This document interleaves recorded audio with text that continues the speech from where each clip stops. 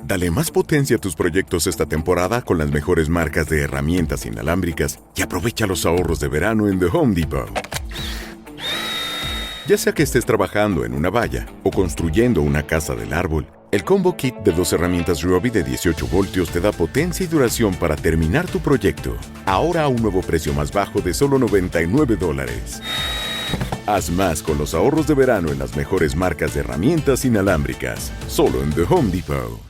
¿Qué tal? Muy buenas a todos. Pues aquí estamos en este día tan especial y para hablar de la economía, desafíos de Powell, la situación de Oriente Medio, Trump, todo cómo está en los mercados y en el aspecto económico. También tocaremos vivienda y como siempre nos acompaña en este día, como digo, esta jornada tan intensa, Juan Ramón Rayo. Siempre un placer tenerte por aquí en el canal. ¿Qué tal? ¿Cómo estamos? Buenas tardes y gracias por la invitación, como siempre. Siempre un placer, ¿no? Y para un poco hilar, ¿no? Porque estamos pendientes de Jerome Powell, reunión, ya no solo esta, sino las próximas reuniones que tenemos por delante y que igual puede tener un papelón, ¿no? La Reserva Federal viendo el clima actual. Timiraos recientemente, el periodista de Wall Street Journal con más contactos dentro de la Fed, decía que si no hubiera ahora mismo esta tensión con el tema de los aranceles y la incertidumbre sobre qué puede pasar con los precios, ya estarían bajando tipos de interés. Y en cambio parece que van a aguardar varias reuniones. No sé qué te parece, cómo tenemos ese contexto. Sí, a ver, yo creo que aquí hay varios temas, ¿no? Uno es el enfrentamiento público que Trump mantiene con Powell y que creo que eso pues también dificulta la maniobrabilidad de Powell, porque si baja tipos de interés podría parecer que lo hace bajo la presión de Donald Trump, y si hay un intento de salvaguardar la credibilidad de la Fed y de que quede claro que la Fed no responde a las presiones presidenciales, pues a lo mejor aunque ellos crean que conviene bajar tipos, pueden mantenerlos simplemente para mostrar resistencia frente a las exigencias de Trump, ¿no? Ese es un primer asunto. Y luego el otro tema es la reacción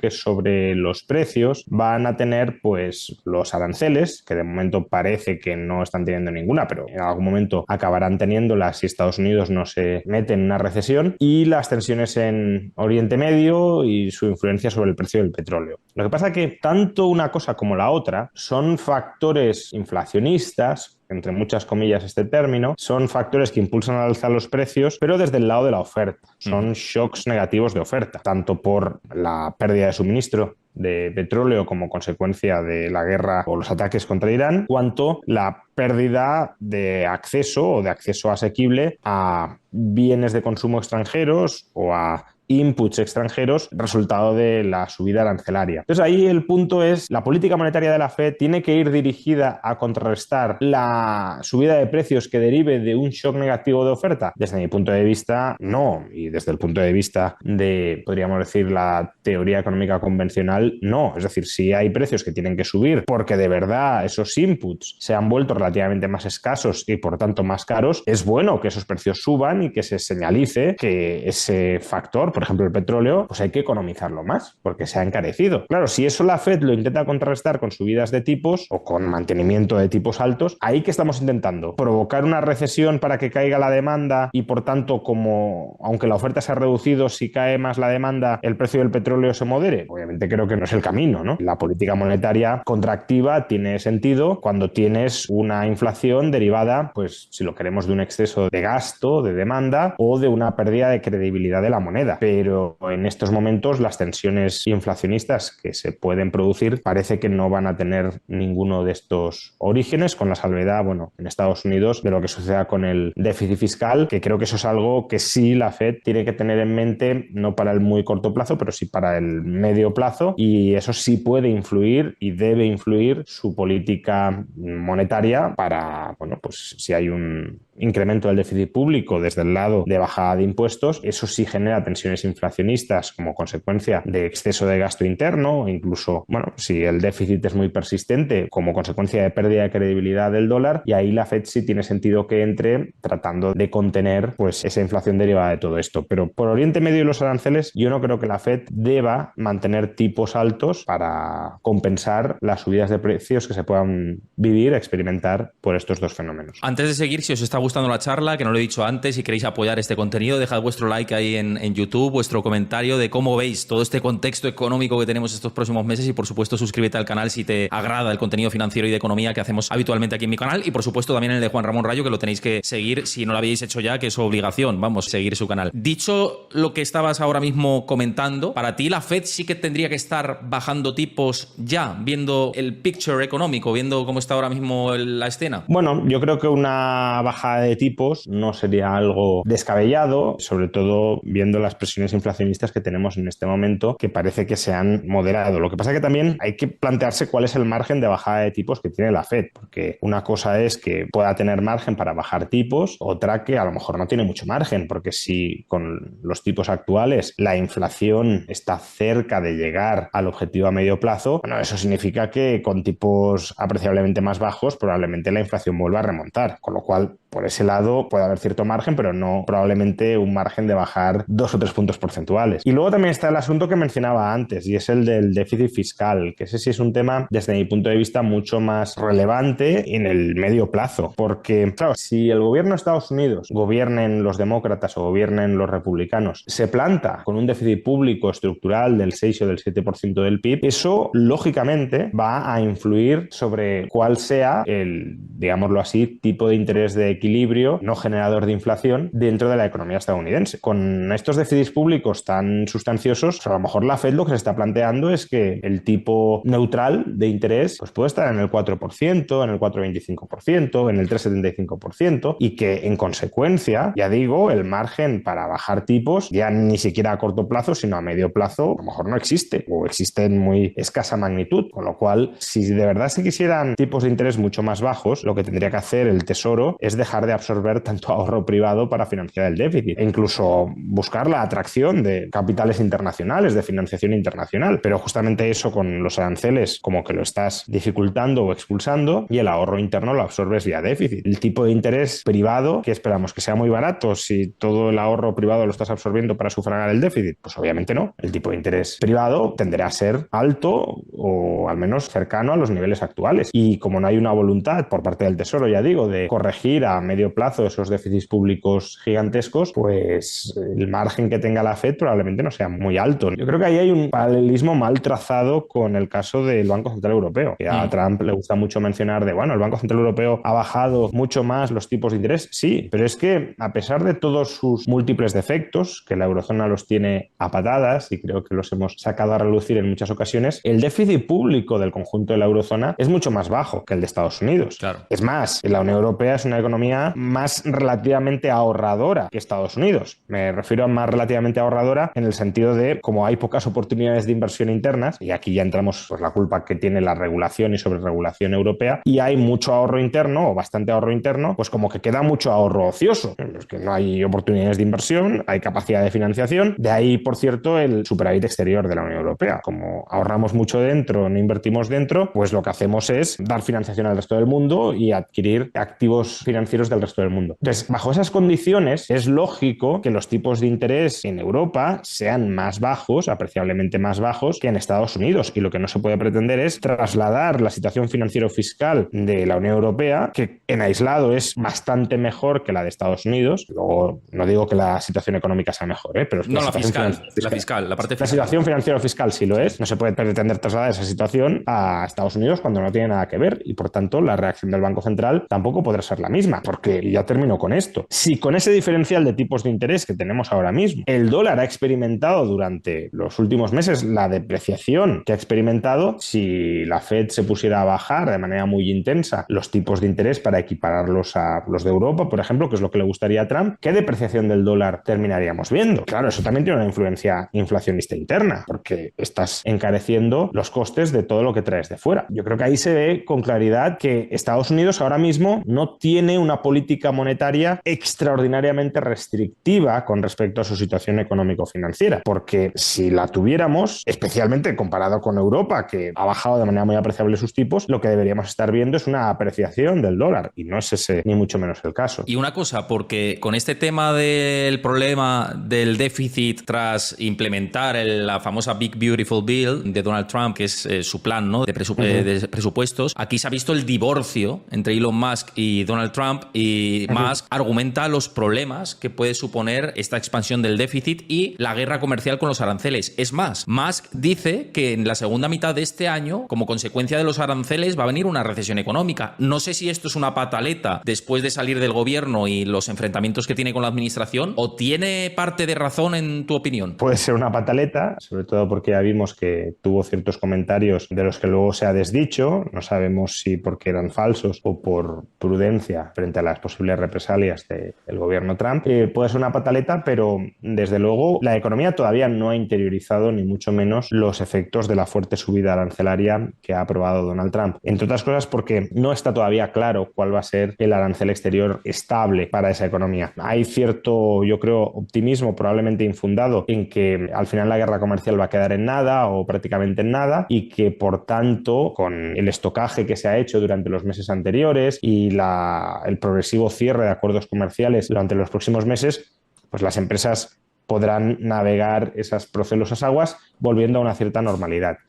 Yo, ojalá me equivoque, pero creo que vamos a una situación de aranceles mucho más altos que la que había antes de Trump, que vamos a tener como mínimo un arancel global del 10% en los Estados Unidos frente al resto del mundo, para algunas economías como China mucho más alto, del 55% al parecer, otras la Unión Europea, pues veremos si se alcanza un acuerdo comercial o no, pero si no se alcanza, pues podemos estar en el 20 o en el 30%, y todo esto sin duda va a generar una muy fuerte disrupción en las cadenas internacionales de valor y una importante caída de la rentabilidad de muchos negocios dentro de los Estados Unidos. Y estos efectos creo que todavía no los estamos viendo. Sí que vimos una parálisis del crecimiento económico en el primer trimestre, que fue un cambio drástico importante. Veremos qué sucede en el segundo. Los indicadores adelantados parece que están sugiriendo un crecimiento económico incluso intenso, pero bueno, en estos indicadores adelantados puede haber bastantes distorsiones, dado que digamos que se están incluyendo o se está contabilizando. El problema es que estos indicadores adelantados que están mostrando un crecimiento económico más o menos sólido en este segundo trimestre, estoy pensando por ejemplo en el GDP Now de la Fed de Atlanta, tienen distorsiones y esas distorsiones pueden no terminar trasladándose o no terminar reflejándose en contabilidad nacional, en el PIB. Ya pasó en el primer trimestre. El GDP Now de la Fed de Atlanta pronosticaba una caída del PIB mucho más intensa de lo que terminó siendo. ¿Por qué? Pues porque contabilizaba como caída del PIB o como factor que afectaba negativamente al PIB las importaciones de oro, sobre todo desde Suiza, ¿no? Y las importaciones de oro no computan en el PIB. Y ahora parece que podría estar pasando lo mismo, en sentido contrario, con las exportaciones de oro, que se están incluyendo como un factor que mejora el saldo exterior y que mejora, por tanto, el PIB, pero, de nuevo, las exportaciones de oro no entrarían en el cálculo de contabilidad nacional y, por tanto, quizá las cifras estén algo más infladas de lo que correspondería. Pero, en cualquier caso, y ya sea el trimestre anterior o este segundo trimestre, creo que todavía no se han asentado las expectativas en el mundo empresarial sobre cuál va a ser el nuevo régimen comercial, arancelario, tanto en Estados Unidos como por extensión en el conjunto del planeta. Y desde mi punto de vista, cuando se asienten, cuando quede más o menos claro cuáles son las nuevas reglas de juego, ahí sí que habrá una revisión bastante significativa de los planes de inversión a largo plazo de muchas empresas. Y eso sí puede potencialmente conducir a una contracción de la actividad económica una vez suceda esto, que podría ser, claro, el segundo semestre del año. Y antes hablábamos de inflación y las expectativas y este nuevo régimen que podemos tener con el tema de los aranceles, y te quiero enseñar un gráfico de un estudio no un estudio, sino Bespoke Investment se hacía eco de los estudios de las expectativas del consumidor por parte de la Universidad de Michigan y de la Reserva Federal de Nueva York. Y lo que estamos viendo es que se espera por parte de la Universidad de Michigan una subida al 6,6% de inflación de aquí a los próximos 12 meses. Seguramente esta encuesta tiene mucho componente político, funciona si contestan republicanos o demócratas, y la Fed de Nueva York, en cambio, un 3,2%. Sea como sea, esto está lejos de las expectativas de los bancos centrales de inflación, y nos abre la pregunta de siempre, ¿no?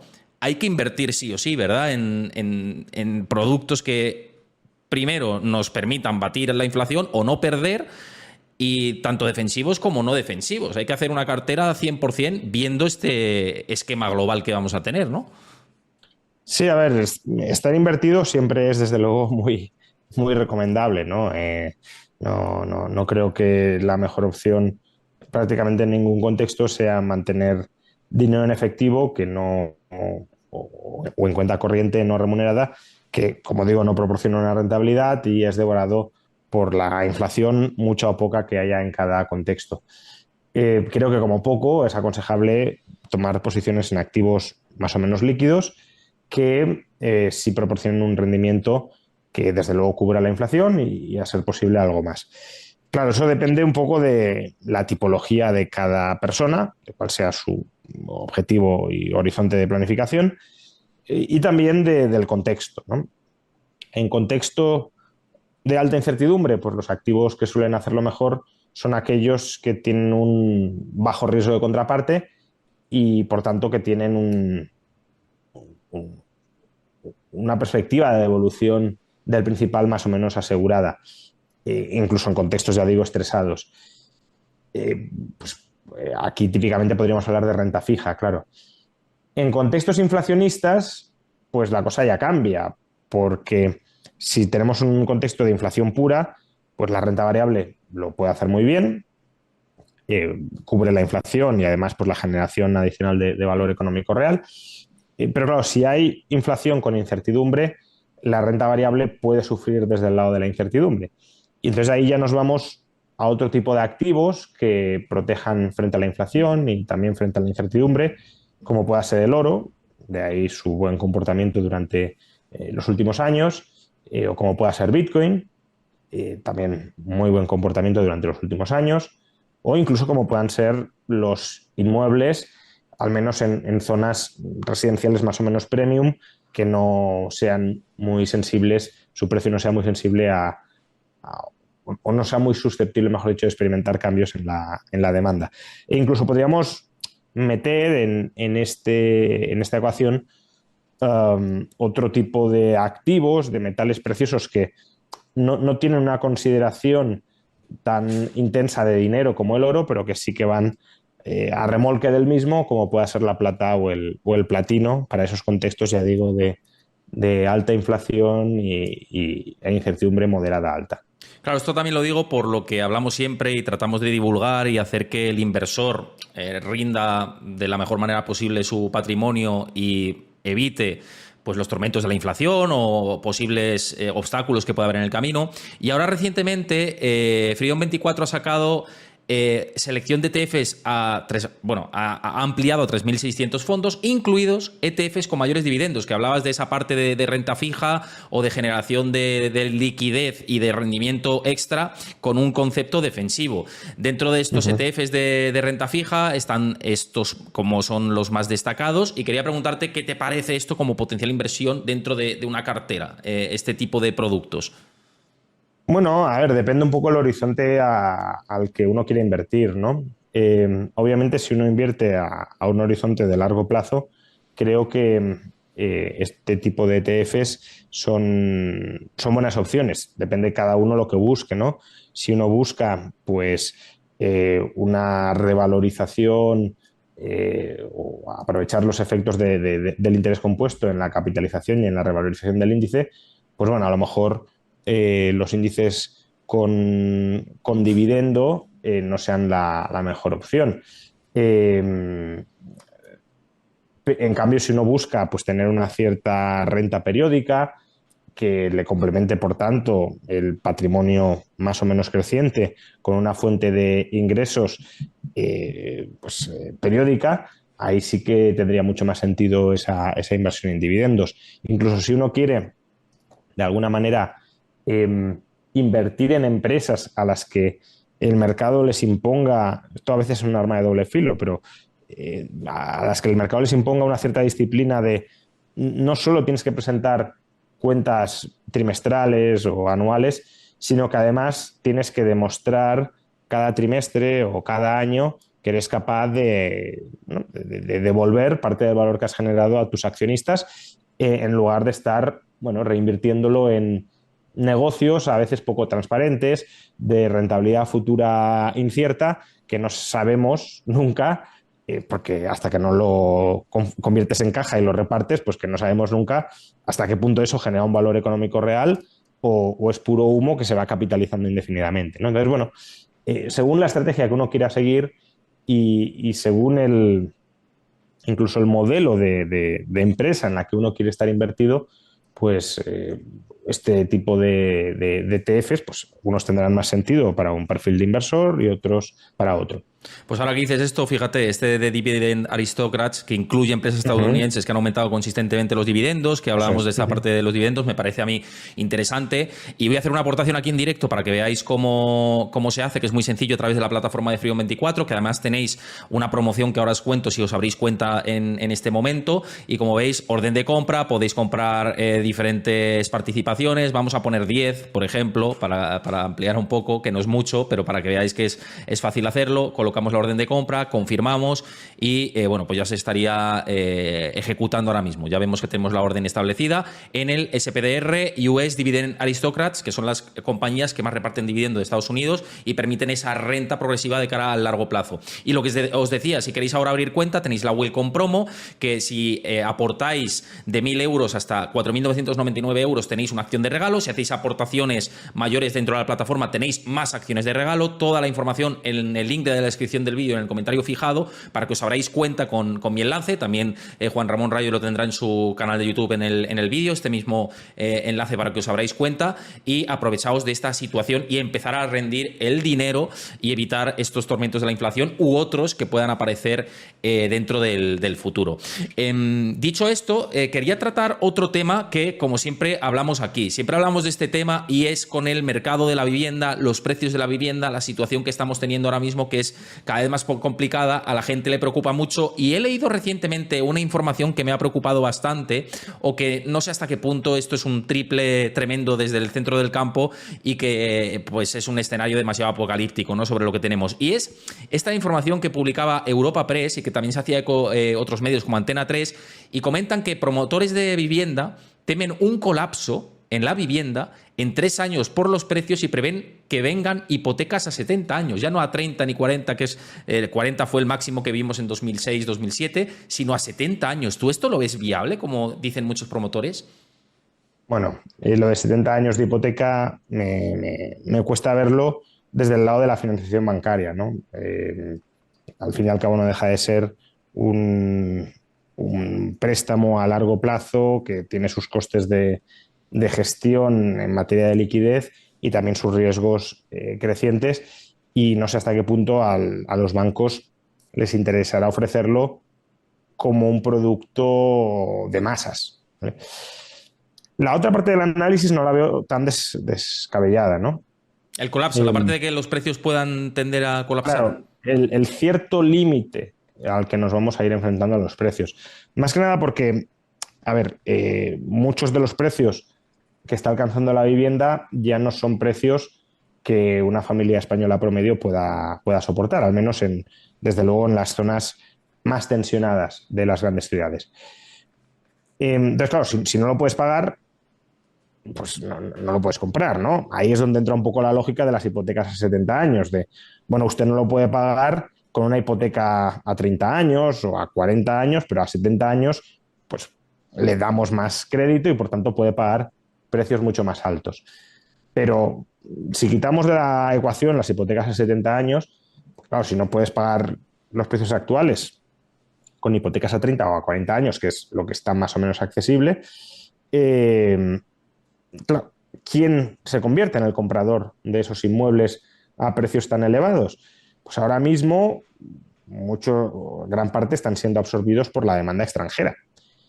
Pero este gobierno ya sabemos que bueno, es otro debate si es una buena idea o no, pero este gobierno va a limitar en mucho la demanda extranjera extracomunitaria con un impuesto del 100% sobre el precio de venta, es decir, va a duplicar para los extranjeros extracomunitarios el precio de la vivienda. Si ahí se produce, que ya veremos si pasa o no, pero si ahí se produce un colapso de la demanda extranjera extracomunitaria de ciertas zonas y no hay demanda nacional que pueda pagar esos precios, pues evidentemente ahí sí que va a haber un problema para que los precios sigan subiendo. Tampoco estoy diciendo que los precios deban colapsar, a lo mejor en algunos sitios sí, ¿no? Porque si hay partes de la geografía española donde solo compran extranjeros extracomunitarios y esa demanda desaparece, pues a lo mejor ahí sí se podrían producir caídas. Pero en general yo lo que me cuestiono más es la viabilidad sin demanda extranjera de que los precios de la vivienda sigan aumentando de manera sostenida. Que dejen de aumentar los precios, de todas formas, no significa que la vivienda se vaya a volver asequible, porque seguimos teniendo el problema que tenemos, y es que no hay suficiente oferta para toda la demanda. Por tanto, seguirá siendo bastante inasequible para una parte importante de la población. Lo que pasa es que se colocará a precios o se quedará en precios que para la escasa oferta que haya se puedan seguir más o menos pagando. Entonces, bueno, yo creo que ese es un poco el escenario en el que nos podemos encontrar en unos pocos años, sí. Y en el supuesto de una recesión en España, que esto es como un paradigma que mucha gente se cuestiona, dice, yo voy a esperar a que venga una recesión porque entonces caerá la vivienda y compro un inmueble que estará más barato. Pero si la oferta no se aumenta tanto, igual los precios no caen tanto en un escenario recesivo, ¿no? A lo mejor un 10%, un 8%, pero no un 25% o un 30%. Claro, a ver, yo creo que, de nuevo, lo hemos explicado también en otras ocasiones, tenemos en mente el pinchazo de la burbuja de 2007-2008, que es una burbuja muy excepcional, que no se suele dar en las economías modernas, o bueno, sí se da, pero no con mucha recurrencia, no es algo que pase cada 10, 15 o 20 años, más bien es algo que sucede cada 50, 60 o 70 años. Eh, y, y creo que el paralelismo no está bien traído. En ese momento teníamos una demanda basada esencialmente en un crédito exuberante y una oferta que dependía de que esa demanda exuberante basada en el crédito pues siguiera creciendo, ¿no? Claro, si se te colapsa el crédito, se te colapsa la demanda y toda la promoción inmobiliaria exagerada que se había generado para satisfacer esa demanda exuberante a crédito, pues no se puede vender, se tiene que liquidar y se vende a cualquier precio. Yo creo que ahora mismo la situación no es esa. Ahora mismo no es que se esté construyendo muchísimo y se esté absorbiendo todo por una demanda a crédito muy exagerada. Ahora más bien se está construyendo muy poco, hay muy poca oferta y primero parte de la demanda, una parte muy importante de la demanda, ni siquiera es demanda a crédito. Y la otra parte de la demanda, que sí es a crédito, no es en unas condiciones de laxitud crediticia brutales, al contrario. Las ratios de endeudamiento, al menos de momento, claro, si llegáramos a hipotecas a 70 años ya sería otro tema, pero las ratios de endeudamiento, de condiciones de endeudamiento que tenemos ahora en España son tirando a conservadoras, quizá en los últimos años se hayan relajado un poco, pero nada que ver con las de la burbuja. ¿Eso qué significa? Pues que si viene una recesión, la oferta no se va a multiplicar, seguirá habiendo poca oferta, y lo que sí puede pasar, claro, es que la demanda se contraiga. Pero primero, que se contraiga la demanda no es garantía de que las viviendas vayan a bajar mucho de precio, porque si se te van parte de los demandantes, pero otra parte se te queda, pues si hay poca oferta y sigue habiendo suficiente demanda que pueda pagarlo, pues esos precios no van a bajar. O sea, vale que a lo mejor tienes menos competidores, a lo mejor por poner unas cifras inventadas, ¿no? A lo mejor pasas de 10.000 competidores a 1.000, pero bueno, sigue habiendo 1.000 que están pujando por 200 viviendas. Entonces, ahí no tiene por qué haber un movimiento, perdón, un movimiento a la baja de los precios. Luego, además, si los promotores tienen cierta capacidad de aguante, lo que pueden hacer es dejar las viviendas sin vender o bajarlas algo de precio para venderlas, pero no mucho, porque si no tienen, ya digo, esa necesidad de vender, que sí tenían en 2007 y 2008 porque estaban hiperendeudados y por tanto entran en quiebra y tienen que vender a cualquier precio las viviendas, pero si no es el contexto en el que se encuentran los promotores, pues bueno, mantienes las viviendas a un precio mínimo al que tú quieres venderlas y si no se venden, te esperas a que pase la recesión y a que regrese la demanda. Y además en un contexto recesivo, y esto liga bastante con la cuestión de la oferta, hay que tener presente que no solo cae la demanda, sino que también cae la nueva oferta. Claro. Porque la inversión en viviendas se paralizará. Entonces, claro, sí, tienes menos compradores, pero también tienes, al menos a medio plazo, menos vendedores. Y eso vuelve el stock escaso de viviendas que quede, lo vuelve más atractivo, porque son casi van siendo piezas de coleccionista cada vez más escasas, ¿no? Entonces, bueno, yo a quien tenga la idea de que los precios en España van a caer un 30, un 40% en una recesión, porque sí que hay escenarios futuros posibles en los que cae mucho, ¿no? Si la población española, ¿no? Imaginemos que cortamos el flujo de inmigrantes y por la baja tasa de natalidad, pues la población española a 30, 40, bueno, 50, 60 años puede caer a más de la mitad. Entonces sí, ahí obviamente ese no es un escenario muy alcista para los precios de la vivienda. Pero para los que estén esperando a 3 o 4 años, ¿no? Yo me espero 3 o 4 años a comprar porque creo que va a venir una recesión y en ese momento, dentro de 3 o 4 años, 5, los precios caerán un 30 o 40%. Lo que les sugeriría es que miren históricamente cuántas veces, no sé, en los últimos 100, 120 años, los precios de la vivienda en España han caído un 30 o un 40%. Y lo que verán es que fue 2007-2008. Y ya está, efectivamente. Y en la guerra civil, entonces, ¿no? Pero ya está, o sea, quitando... Claro, sí, en la guerra civil ya habría que ver si llegaron a caer... Tanto, no tengo la estadística en la cabeza. Ahí obviamente el mercado se paralizaría totalmente, o casi totalmente, pero me gustaría ver... O sea, sí cayeron en la guerra civil, pero no sé si un 30 o 40%. En cualquier caso, vale, pongamos guerra civil también. Pero es que esos no son escenarios recurrentes históricamente. Claro. Entonces, una cosa es que dejen de subir o que, como dices, puedan caer, más que en términos nominales, quizá en términos reales, pero bueno, puedan caer un 2, un 3, un 5%. Pero eso de esperar las grandes rebajas inmobiliarias cuando no hay oferta y sí sigue habiendo mucha necesidad de vivienda, pues yo sinceramente no lo veo. Y luego otra cosa, ya por cerrar, que quien esté esperando esa situación de bajada de precios porque el banco me va a dar financiación, cuidado porque las recesiones económicas también digamos, se restringe más el crédito. Claro. Ya no hay tanta barra libre de crédito o a lo mejor tienes unos tipos de interés a futuro peores o peores condiciones crediticias o tienes que vincular más o productos de vinculación mayores en las hipotecas.